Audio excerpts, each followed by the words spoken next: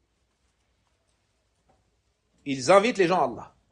Deuxièmement, bi amrina, selon notre ordre. C'est quoi ça? C'est le suivi du prophète alayhi salatu wassalam. Pas selon les passions, selon son avis, selon le suivi aveugle. Non. Bi amrina, en conformité avec la voie du prophète alayhi salatu wassalam. Sa da'wa, elle est à la sunna. Ça, c'est la deuxième condition. Troisième condition, lamma sabaru, lorsqu'ils sont montrés endurants. Endurants dans quoi? Endurants dans l'obéissance d'Allah, endurants face à la désobéissance d'Allah, endurants lors du décret d'Allah, douloureux. Dans les trois domaines de l'endurance. Il manque quelque chose? Le quatrième. Wa kanu bi ayatina yuqinun. Et ils avaient la certitude dans nos signes. Ça fait combien? Ça fait 4. Le premier, c'était quoi? Inviter les gens à Allah. Le deuxième? En conformité avec la sunna. Le troisième? L'endurance. Et le quatrième? La certitude. Barakallahu fikum. Avec l'endurance et la certitude, tu vas atteindre le bonheur, te dit Ibn al-Qayyim. Et s'il te manque quelque chose, tu ne l'atteindras pas. Et le bonheur, en réalité, c'est quoi? C'est rahatul qalb. C'est la tranquillité du cœur. Le cœur passe par des étapes, il est agressé. Il est scruté constamment par deux maladies. Par deux maladies. La première maladie du cœur s'appelle comment? Maradu shubuhat. La maladie des ambiguïtés. Et ça, c'est une perversion de quoi? De la science.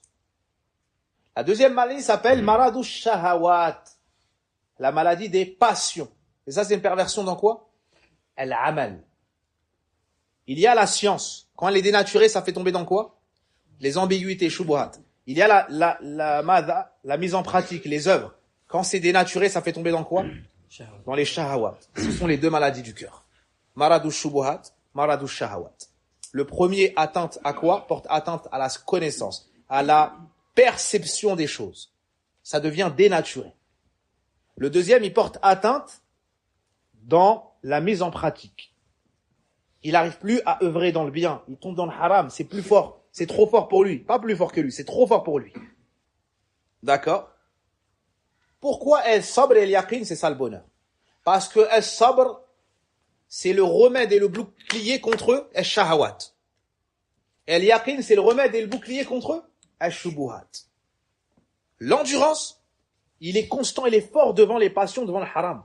Aussi, il est constant dans les obligations d'Allah. Et il est constant, il est fort lors du décret d'Allah. Donc, les passions, elles n'arrivent pas à le battre. Elles n'arrivent pas à le battre. Aussi, il a une certitude dans la promesse d'Allah, dans le paradis, dans l'enfer, dans le fait qu'Allah est ala kulli shay'in qadir, qu'il est rahman rahimin. Alors, il a un bouclier contre les ambiguïtés. Allah Azza wa Jalla a mentionné ces deux maladies. Vous pouvez prendre le verset de Surat At-Tawbah, le verset 69. Kalladhina min qablikum kanu ashadda minkum quwwa wa akthara amwalan wa awladan fastamta'tum. فاستمتعوا بخلاقهم فاستمتعتم بخلاقكم كما استمتع الذين من قبلكم بخلاقهم وخضتم كالذي خاضوا.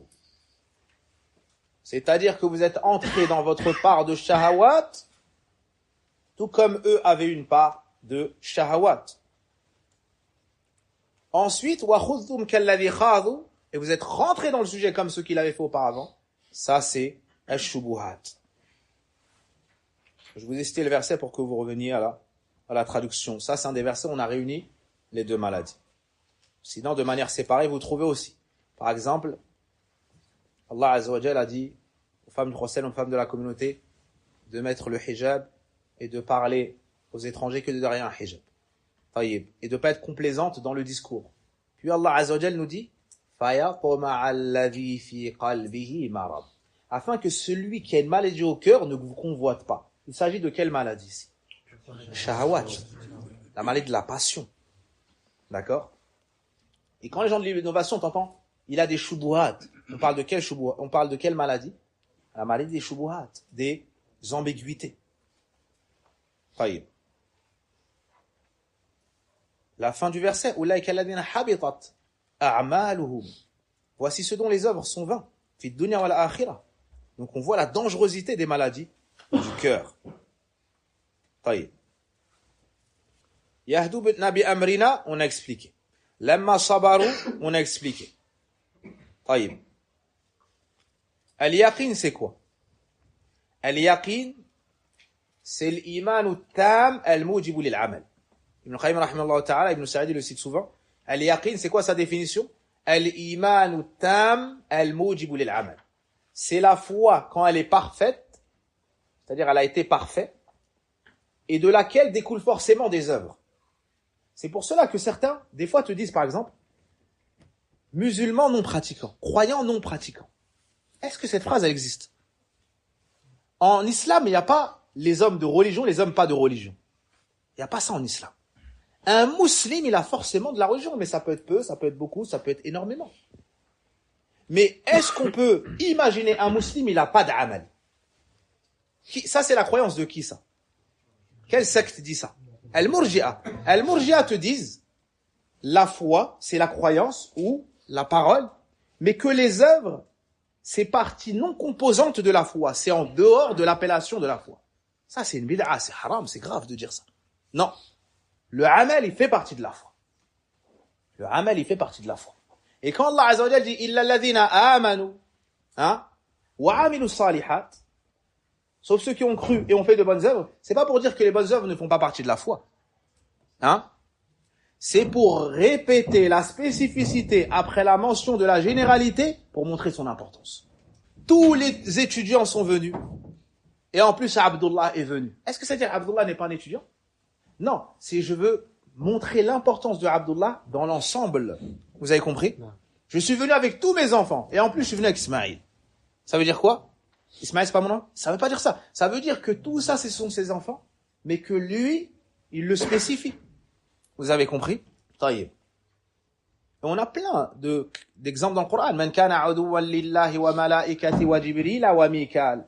Quiconque se fait l'ennemi d'Allah, se fait l'ennemi des anges, et se fait l'ennemi de Jibril et de Mikal.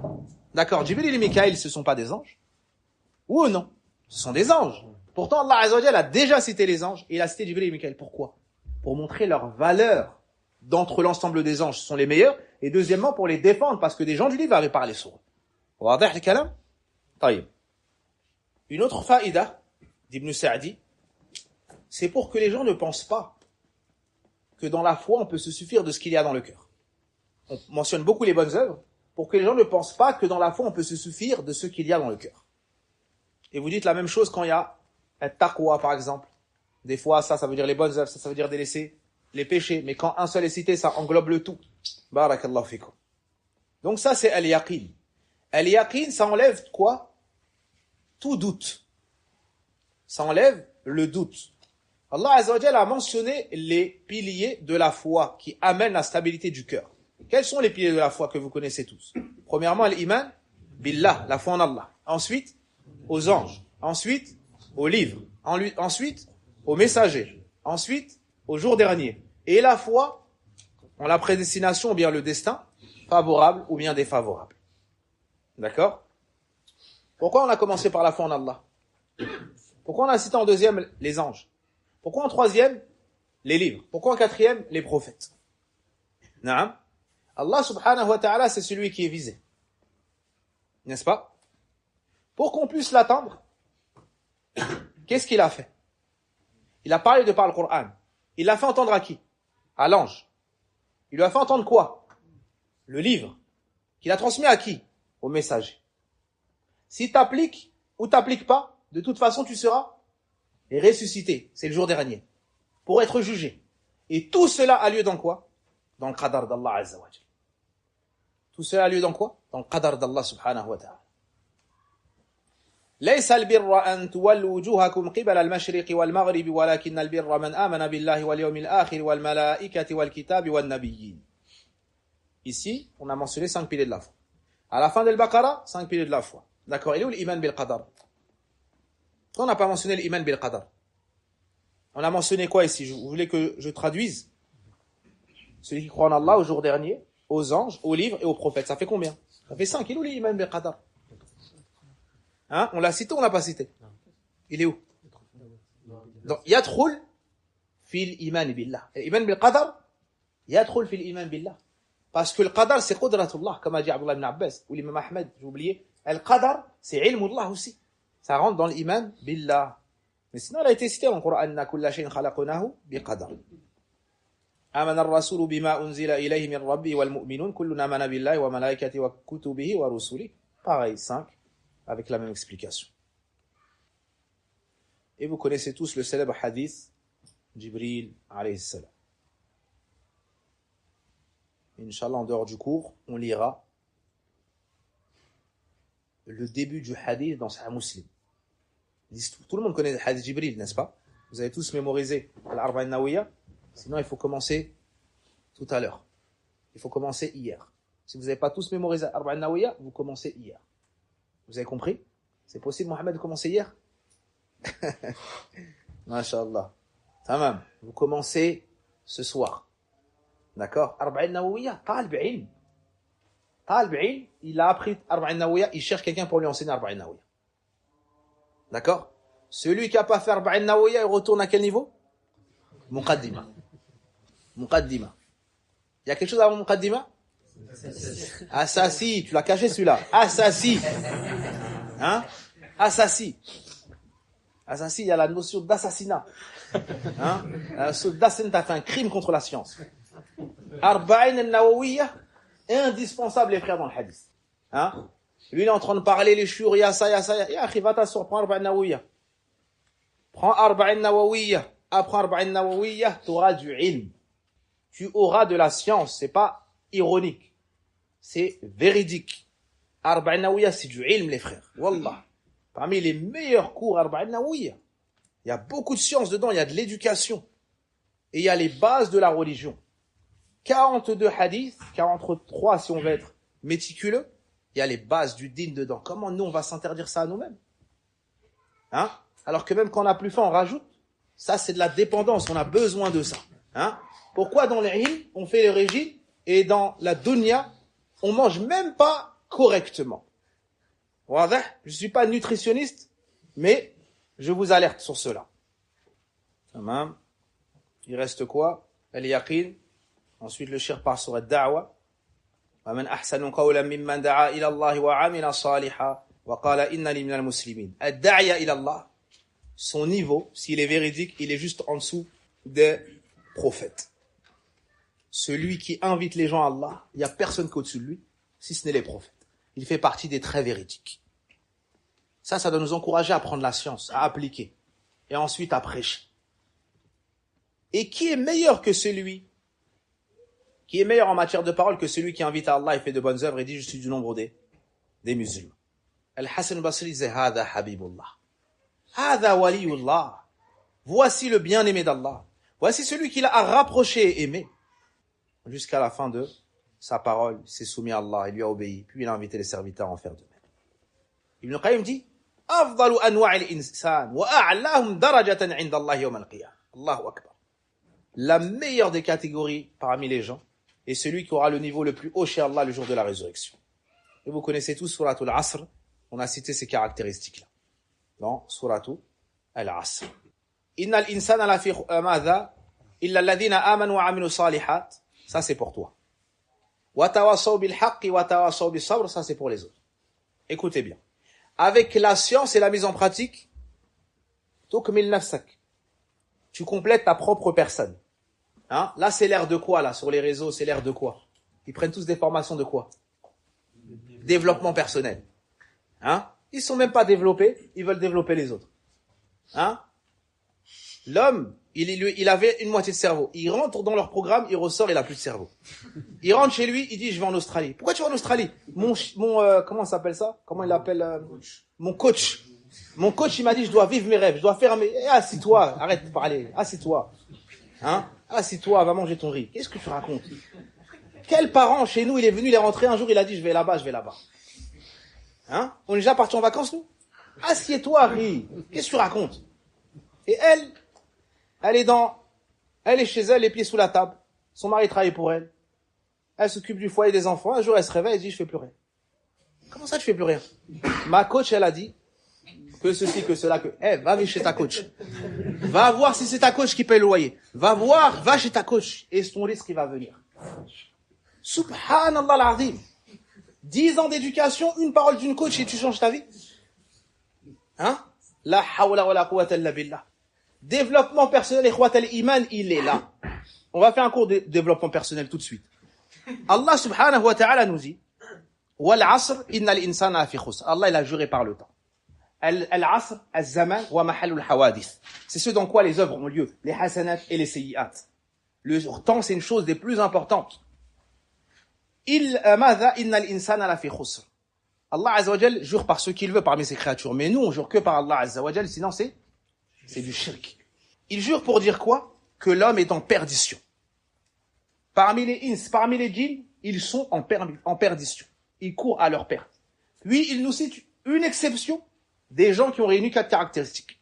La première, illa ladina amanu, ceux qui ont eu la foi. Donc, ce sont des gens de science. Deuxième caractéristique, wa amilu salihat. Ils ont fait des œuvres pieuses. Ils ont fait des œuvres pieuses. Donc, ils ont concrétisé quoi? Al-iman. Al-iman. Ibn Qayyim te dit avec ces deux choses-là, tu viens parfaire ta personne. C'est ça le développement personnel. C'est ça le développement personnel. Étudie, applique. Puis, étudie, applique. Tu vas devenir quelqu'un. Que les gens le sachent ou pas, qu'ils connaissent ta valeur ou pas, tu vas devenir quelqu'un chez Allah Azza wa Jal. Et en général, Allah Azza wa Jal le fait savoir. Et même Shafi'i disait, j'aurais tant aimé qu'on prenne ma science sans me connaître. Mais Allah Azza wa Jal les fait connaître. Et c'est pas parce que la personne est connue qu'elle est de bien. Ça, c'est le développement personnel. La science, la science, la science. Ensuite, la mise en pratique. Avec la science, la mise en pratique. Écoutez bien. Avec ça, tu te complètes toi-même. Est-ce que maintenant que tu as le khayr, tu vas t'arrêter là? Non. Le musulman, il veut le bien pour tout le monde. Même pour ses ennemis, il veut le bien. Alors, tu vas réformer les autres avec 2 autres caractéristiques. C'est quoi? Wa tawasaw bil haqq. On s'enjoint mutuellement la vérité. Wa tawasaw bis sabr. On s'enjoint mutuellement l'endurance. Avec ça, tu vas parfaire les autres. Hein? Vous pouvez virer tous les coachs. C'est ça la vérité. Barakallahu fikum. Qu'a dit l'imam al-Shafi'i à propos de cette sourate? Law tafakkara an-nas fi hadhihi surati lakafatuhum. Si les gens avaient médité sur cette sourate, celle-ci aurait été suffisante. Cette da'wa-là, tu la fais pas comme tu veux. Ça, c'est la da'wa d'Allah. Il y a des règles. Tu dois respecter des règles. Tu dois commencer par le tawhid. Tu dois appeler au tawhid de manière détaillée, pas de manière générale. Et tu dois avertir contre le shirk de manière détaillée, pas de manière générale. Et tu dois commencer du plus important à l'important. Tu dois parler avec science, tu dois parler avec sagesse. Il y a des règles. Tu dois adapter ton discours selon la personne qui est devant toi. Tu dois connaître son état, sa situation, pour être sage. Tout cela, tu l'apprends en t'asseyant chez les gens de science. Et surtout, t'appelles à Allah, t'appelles pas à toi. Parce qu'il y a des gens, ils disent le nom d'Allah, mais en vérité, ils appellent à eux-mêmes, ou ils appellent à leur groupe, ou ils appellent à leur shirk. C'est pour ça qu'Allah nous dit quoi dans le Coran? Qul hadhi sabili ad'u ila Allah. Ala basiratin ana wa man ittaba'ani. Dis voici ma voix, j'appelle à Allah. Si vous prenez Kitab al-Tawhid, dans les Masail, Cheikh Mohammed ibn Abdul Wahhab rahimahullah ta'ala attire notre attention sur ça. J'appelle à Allah ici, on attire notre attention sur quoi? La sincérité. Pourquoi? Parce qu'il y a des gens qui appellent à Allah, mais en réalité ils appellent à eux-mêmes. C'est très dangereux. Qu'Allah nous soigne et nous préserve de cela. Celui qui n'appelle pas Allah n'est pas sur le chemin. Aussi, il doit appeler avec science. Celui qui appelle Allah avec ignorance, il n'est pas sur le chemin. Donc celui qui appelle sans science, il fait pas partie des suiveurs du messager sallallahu alayhi wa sallam.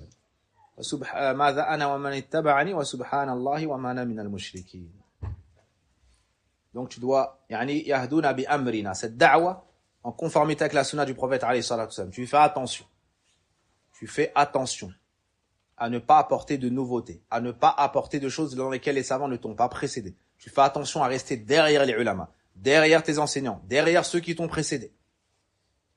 Naam, tu dois pas parler en conformité avec l'avis des gens, avec le goût des gens, avec le madhab de quelqu'un ou autre. Non.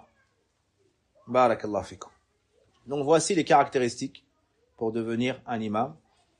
Ainsi s'achève ce chapitre-là. Puis l'auteur a mentionné la célèbre khutbah de l'imam Ahmed rahimahullah ta'ala quand il a réfuté al-Jahmiyya. Car en effet, les rudoud, les réfutations, min ad-din, fait partie de la religion. Mais celui qui n'a pas été éduqué chez les gens de science, il pense que toute parole sur autrui, c'est de la médisance. Non. Ou qu'il n'y a que toutes les paroles sur les gens, ça fait partie du din. Non. La base, c'est que l'honneur du musulman, il est haram. Ça, c'est la base, faut le savoir. C'est pas la base que tu peux parler. Non. La base, c'est haram. Puis, il y a des exceptions. Imam Nawawi, par exemple, on a cité 6. Dans son livre, Ibn Rajab, rahimallahu ta'ala, a écrit un livre. Al-Farq bayna an-nasihati wa at-ta'yir. La différence entre le conseil et le fait de critiquer les gens pour exposer leurs défauts. Il y a une différence. Quand tu critiques, il y a une différence quand tu conseilles. On s'arrête sur cela. On demande à Allah Azza wa Jalla de nous faciliter d'autres assises pour pouvoir mettre en pratique ce qu'Allah Azza wa Jalla nous a mentionné en Suratul Asr. Bismillahir Rahmanir Rahim wal Asr. Innal insana lafi khusr. Illa alladhina amanu wa amilus salihati wa tawasaw bil haqqi wa tawasaw bis sabr. Subhanakallahumma wa bihamdik. Ashhadu an la ilaha illa ant. Astaghfiruka wa atubu ilayk. Assalamu alaikum wa rahmatullahi wa barakatuh.